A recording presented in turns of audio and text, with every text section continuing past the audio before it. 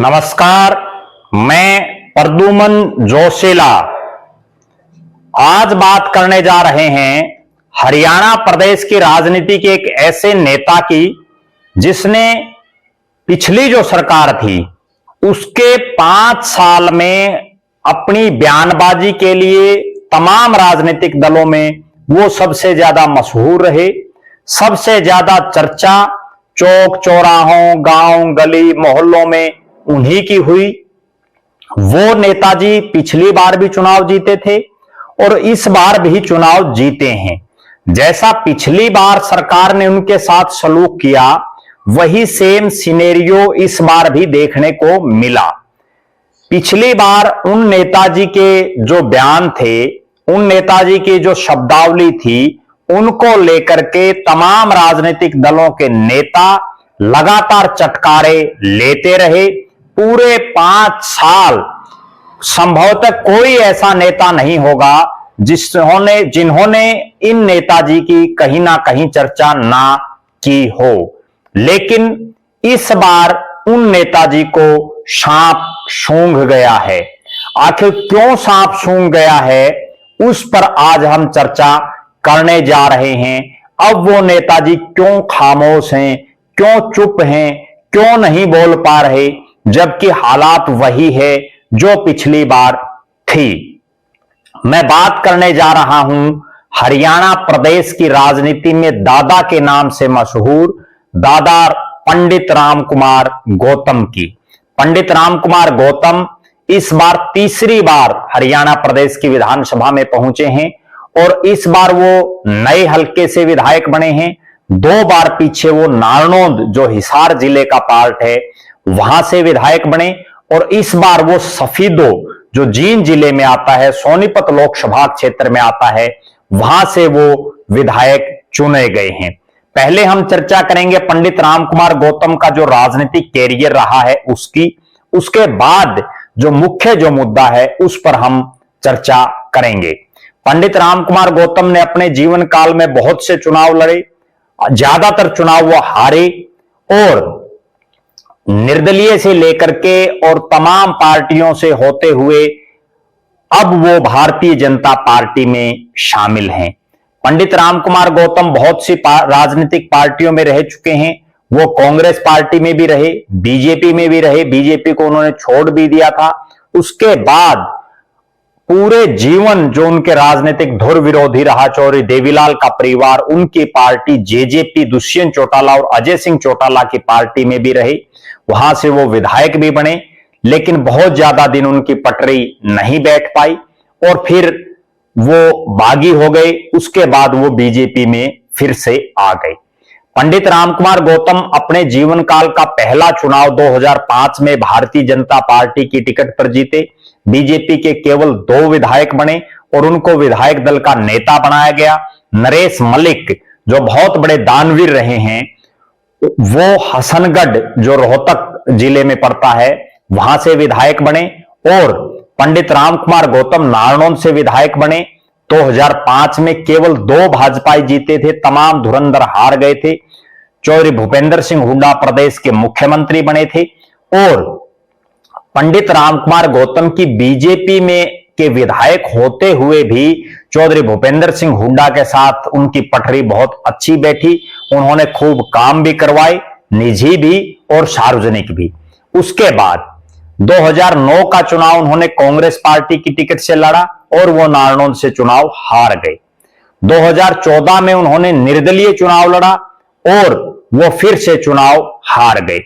2019 में 18 के दिसंबर में जब जेजेपी का गठन हुआ और उसके बाद तक राम कुमार गौतम की पटरी कहीं मेल खा नहीं रही थी और जब जेजेपी का गठन हुआ और उनको भी ये लगा कि अब अगर विधायक बनना है तो वो ना तो इंडिपेंडेंट चुनाव जीतने के हालात में थे, ना वो भारतीय जनता पार्टी की टिकट पर चुनाव लड़ने, उनको हो सकता है टिकट ही ना मिलती क्योंकि कैप्टन अभिमन्यु बहुत बड़ा चेहरा उनके सामने वहां से टिकट मांग रहा था और कांग्रेस पार्टी के भी हालात नारनौंद में खराब थी।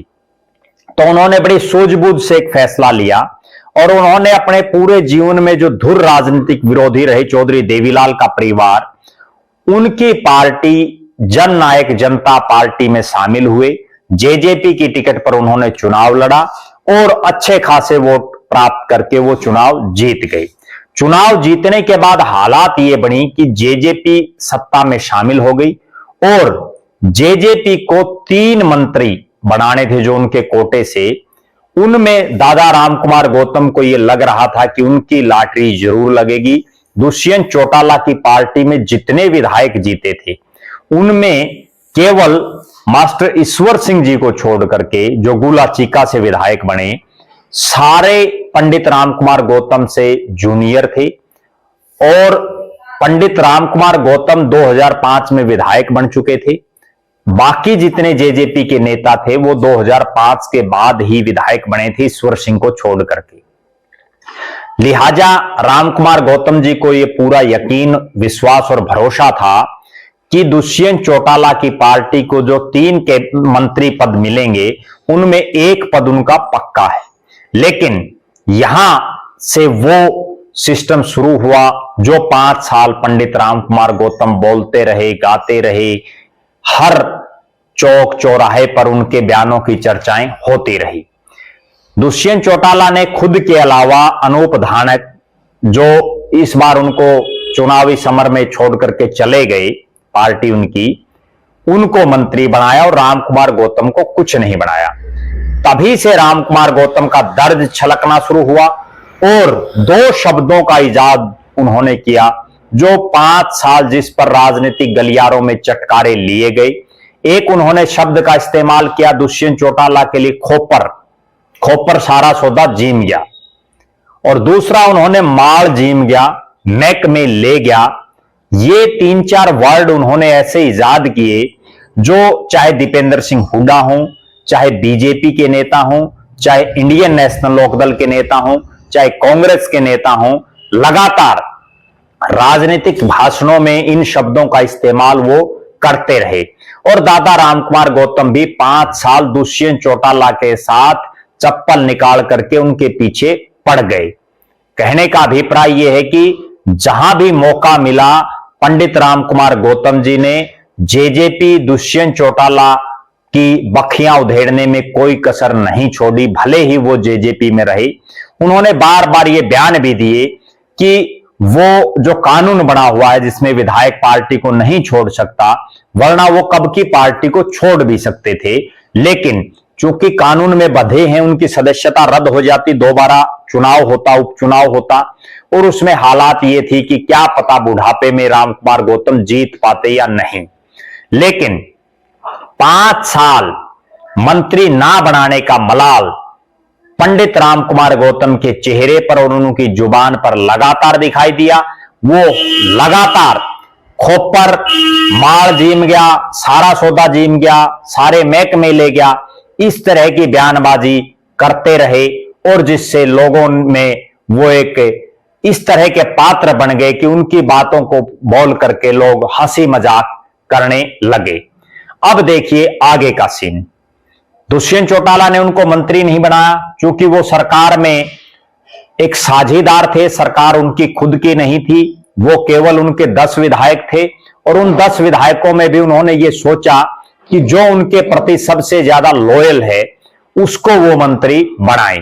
2 साल बीतने के बाद एक मंत्री और दुष्यंत चौटाला के कोटे से बना, लेकिन तब भी पंडित रामकुमार गौतम को कुछ उम्मीदें थी, लेकिन उनकी उम्मीदें तब भी धराशायी हो गई जब उनके मुकाबले राजनीतिक रूप से बहुत ज्यादा जूनियर देवेंद्र सिंह बबली को मंत्री बनाया गया। उसके बाद तो पंडित रामकुमार गौतम का जो शब्र का बांध था वो पूरी तरह से टूट गया और वो लगातार बयानबाजी करते रहे। इसके बाद हालात ये बनी कि जेजेपी का पंडित रामकुमार गौतम के बयानों की वजह से दुष्यंत चौटाला और जेजेपी का जनाधार लगातार खिसकता गया। जेजेपी और दुष्यंत चौटाला हंसी का पात्र बनते गए और हालात ये बनी कि लोकसभा के चुनाव में पंडित रामकुमार गौतम ने जेजेपी के विधायक होने के बावजूद जेजेपी का कहीं कोई साथ सहयोग नहीं दिया और शुरू से लेकर के और आखिर तक उन्होंने कहीं भी दुष्यंत चौटाला और जेजेपी और अजय सिंह चौटाला के साथ मंच साझा नहीं किया। विधानसभा चुनाव से ऐन पहले जब जेजेपी हरियाणा प्रदेश में लगभग जो उसका वर्चस्व था वो हाशिए पर था, तब पंडित रामकुमार गौतम ने बीजेपी ज्वाइन कर ली और भारतीय जनता पार्टी ने भी एक रणनीति के तहत, चूंकि कैप्टन अभिमन्यु बड़े नेता हैं और राष्ट्रीय स्तर पर उनकी पकड़ है, भले ही वो चुनाव एक जीत पाए हों अपने जीवन काल में, लेकिन केंद्र के जो नेता हैं, बड़े जो राष्ट्रीय नेता हैं, उनके साथ उनकी अच्छी खासी बनती है। उस लिहाज से नारनौंद की टिकट पर पहला दावा कैप्टन अभिमन्यु का ही था और पंडित रामकुमार गौतम को पार्टी ने नारनौंद की बजाय सफीदो, जहां से उन्होंने पहले भी चुनाव लड़ा हुआ है, वहां से उनको टिकट दी। और सफीदों की उस धरती पर जो बाहरी प्रत्याशियों को कभी रास नहीं करती, जहां स्वर्गीय सुषमा स्वराज जी की बहन डॉक्टर वंदना शर्मा बीजेपी की आंधी में भी चुनाव हार गई थी, करमबीर सैनी वहां से चुनाव हार गए थे और भी बड़े बड़े धुरंधर वहां से चुनाव हार गए थे। उसके बावजूद पंडित रामकुमार गौतम सफीदों की धरती पर कमल खिलाने में कामयाब रहे और वो वहां से चुनाव जीत गए।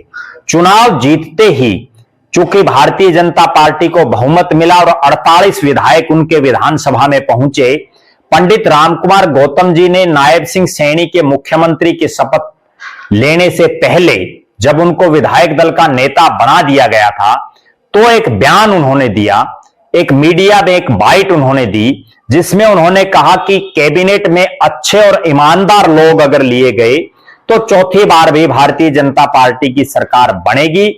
जिन लोगों ने सरकार बनाने में अपना योगदान दिया है, जैसा वो 5 साल पहले दुष्यंत चौटाला के लिए भी कहते थे कि दुष्यंत की पार्टी के जो 10 विधायक बने हैं उनको बनाने में पंडित रामकुमार गौतम का बड़ा योगदान है। वो बार बार उचाना हो, टोहाना हो, बरवाड़ा हो, नारनौंद हो, इन तमाम सीटों का जुलाना हो जिक्र करते रहते थे। और वो एक और खास बात कहते थे कि ये तो पार्टी सिर्फ इतनी छोटी ही है और पार्टी में राष्ट्रीय स्तर के पदाधिकारी बनाए गए हैं। तो इस तरह की जो बयानबाजी वो करते थे, उसी तरह का बयान उन्होंने दिया कि जिन लोगों ने सरकार बनाने में योगदान दिया है उनको कैबिनेट में जगह दी जाए, ना कि गलत लोग लिए जाएं, ना कि दल्ले और दलाल, जो उनकी वर्डिंग थी कि दल्ले और दलालों को ना लिया जाए। अगर दल्ले और दलालों को सरकार में लिया गया तो सपने में भी सरकार नहीं आएगी अगली बार। हालांकि उसके बाद हुआ ये कि उनके इस बयान के बाद ये कयास लगाए जा रहे थे कि पंडित रामकुमार गौतम, जो कि 8 जो ब्राह्मण जीते हैं उनमें से 7 बीजेपी के जीते हैं और सबसे सीनियर मोस्ट वो हैं, क्योंकि वो 2005 में विधायक बने और चुनाव तो उन्होंने बहुत लड़ लिए। जितने अब जो बीजेपी के जो ब्राह्मण चेहरे हैं या जींद जिले से जो लोग जीते हैं, उनमें सबसे ज्यादा चुनाव लड़ने वाले पंडित रामकुमार गौतम ही हैं।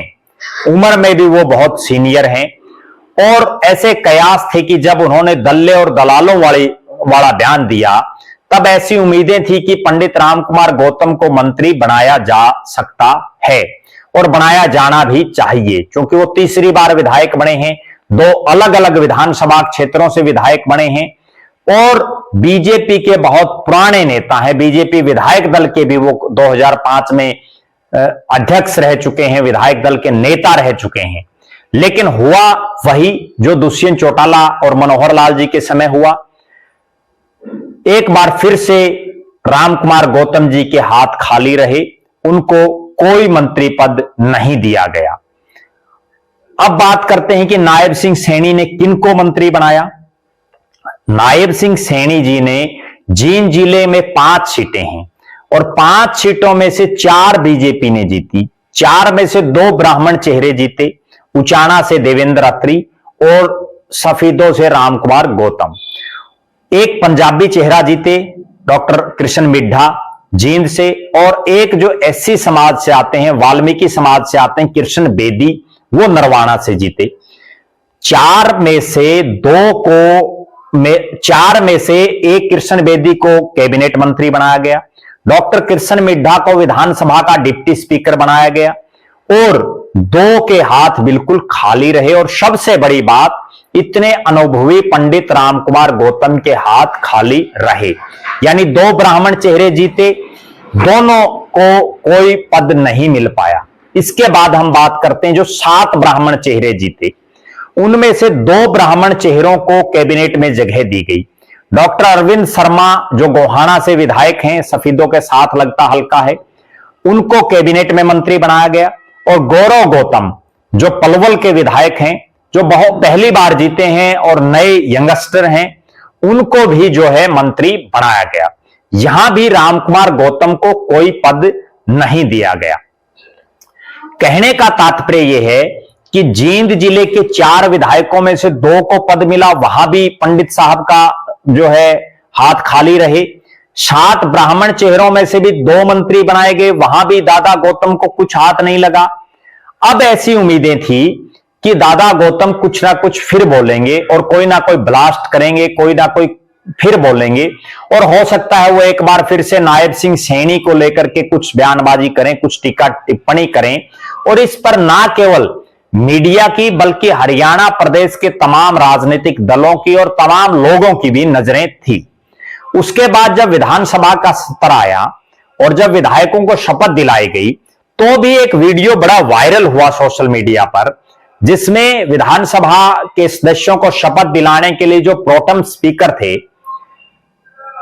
रघुवीर सिंह काड्यान, जो बेरी से 7वीं बार विधायक बने हैं, उन्होंने दादा गौतम को मजाक में ये कहा कि दादाजी आप तो 3री बार बने हैं, इतने सीनियर हैं, लेकिन यहां भी कुछ नहीं मिला। तो पंडित रामकुमार गौतम ने कहा कि सब समय बलवान है, समय का सब फेर है, और वो और बहुत ज्यादा कुछ नहीं बोले। लिहाजा जो उनके मन की टीस है वो दिखाई दे रही थी। उसके बाद एक फोटो और वायरल होता है, जिसमें वो चौधरी भूपेंद्र सिंह हुड्डा के साथ बैठे हुए दिखाई दे रहे हैं। और चौधरी भूपेंद्र सिंह हुड्डा और पंडित रामकुमार गौतम जो है विधानसभा का जो पहला दिन था जब शपथ ले रहे थे, तो वहां बैठे हुए दिखाई दे रहे हैं। उस पर भी लोग बड़े चटकारे ले रहे हैं। लेकिन सबसे बड़ी बात जो नजर आ रही है वो ये है कि इतना समय बीतने के बाद भी रामकुमार गौतम जी अपनी जुबान नहीं खोल रहे, वो कुछ भी नहीं बोल रहे। आखिर उनको सांप क्यों सूंघ गया है? जब दुष्यंत चौटाला ने मनोहर जी की पहली कैबिनेट जो सरकार थी पिछली, जब उनके पास बहुमत भी नहीं था और वो एक साझेदार थे, जब उनको मंत्री नहीं बनाया, तो वो हर रोज बयानबाजी दे रहे थे, हर रोज बोल रहे थे, चटकारे ले रहे थे, टोंट कस रहे थे, कटाक्ष कर रहे थे, और बार बार दुष्यंत चौटाला के लिए खोपर शब्द का इस्तेमाल किया जा रहा था। सारा माल पी गया, सारा माल जीम गया, इस तरह के शब्दों का यूज किया जा रहा था। लेकिन अब पंडित रामकुमार गौतम जी की क्या मजबूरी है? पिछली बार तो 2री बार के विधायक थे, अब तो 3री बार के विधायक हैं, और बीजेपी को बहुमत भी प्राप्त है। बीजेपी के वो पुराने नेता भी रहे हैं, ठीक है, बीच में वो पार्टी छोड़ गए थे, वो एक अलग बात है, लेकिन बहुत पुराने नेताओं में बीजेपी के वो रहे हैं। उसके बावजूद अब उनको कुछ नहीं बनाया गया, फिर भी वो नहीं बोल रहे। आखिर दादा चुप क्यों हैं? दादा अपनी चुप्पी कब तोड़ेंगे? यह बहुत बड़ा प्रश्न है, जिसका जवाब संभवतः दादा रामकुमार गौतम ही देंगे। और हमें तो यह उम्मीद है कि एक बेबाक छवि का नेता, एक जो साफ और सुथरी बात कहने वाला नेता, एक ऐसा नेता ना कोई कभी किसी से दबता, ना झुकता, ना रुकता, और एक ऐसा नेता जो जिस भी पार्टी में रहा हो, उसको जहां भी प्लेटफॉर्म मिला है उसने अपनी बात रखी है। लेकिन अब वो क्यों चुप है?